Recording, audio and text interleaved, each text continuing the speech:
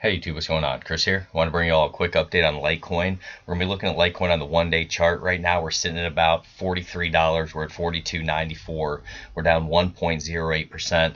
What I wanted to bring to you today, there's not a ton to cover. We've really just been moving sideways, very tight candles, very low volume since about November 24th. So almost all of December we've just been moving sideways, guys, after we had this really large dump from around $64. So ever since then we've been moving sideways. The bulls and the bears, they've really been fighting hard back and forth. Whenever you see those small tight candles like that, those real short day candles, that's a lot of fight between the bulls and the bears, number one, and it's also on a lot of low volume. So you always have to pay attention to the volume as well. Typically when we have very low volume like we're having down in here, you're anticipating or waiting for a breakout. Now you never know which side it's going to be, to the upside or the downside. You can speculate, and right now with all the moving averages pressing down upon us, as you guys can see, anywhere from our 10 EMA all the way up to our 200 EMA, we're under these moving averages, and they're acting as overhead resistance for us, as well as this white downtrend line.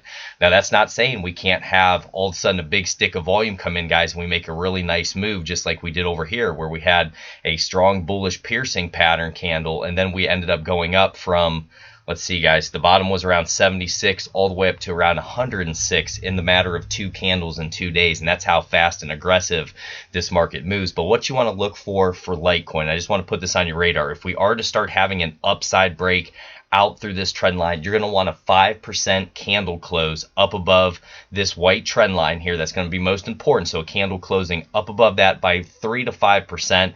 5% to be a little bit safer. You're also going to want it to come on a lot of volume, just like we saw over here. Do you see how big the volume is? That's what we're looking for. We're looking for strong volume with a candle close up above this trend line, and that would confirm a true trend line break. Whenever you see that big volume come in like that, guys, and that would help get us out of this downtrend. We've been having these lower highs and lower lows for over 6 months now. So we're in a mix between an intermediate term and a longer term downtrend, depending on what book you read. A lot of books will say that, you know, an intermediate term downtrend can go anywhere all the way up to a year, from 3 months to a year. I've read other books to where after 6 months, then it will be considered a long-term trend. So basically what you want to look at here is a mixture between an intermediate term and a longer term downtrend. And the more strength, guys, and the more time that it has to continue down like this, the more powerful it can get. Just like when you're in an uptrend here, the trend wants to continue, the wave wants to continue up. Right now the wave wants to continue down, so we'll have to have that big volume to be able to break out of this trend line and start getting over top of these moving averages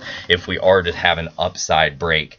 Now if we're to have a downside break, I want you to pay attention to this. We see rejection off this white trend line. I'm going to be looking down probably around $35, guys, and then it's probably going to be down around that $22 that we've hit before. We could really drop hard fast because we've consolidated for so long, just moving sideways here. And what I also wanted to show you was just a few indicators. First, we're going to look at our RSI. RSI is at 33 right now.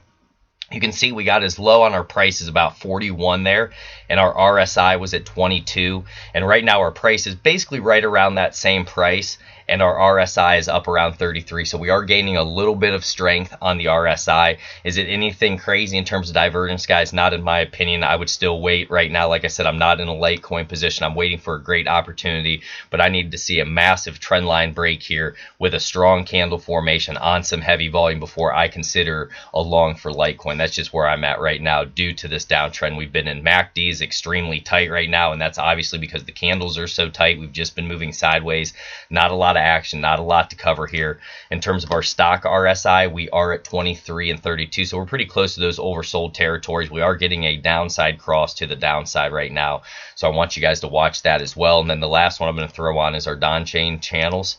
And what you're going to see, that's almost like a Bollinger Band, and they're getting extremely tight. And whenever they get tight, just like in here, you can get that little move to the upside or the downside, but it needs to be accompanied by big volume. This was a bullish engulfing candle, was a nice volume candle there, and we continued our move. We ended up going from down around 47 all the way up to about 66. So guys, right now it's just really moving sideways. We're accumulating right now, or we're in that consolidation right now, and we just have to see which way we're going to end up breaking. And I believe it's all going to depend on Bitcoin as well. If Bitcoin Bitcoin pumps up, we're going to pump up. If Bitcoin drops down, we're most likely going to be getting even uglier. But this is why we want to identify trends, and we want to trade with the trend. When you're in an uptrend, you want to be in the market.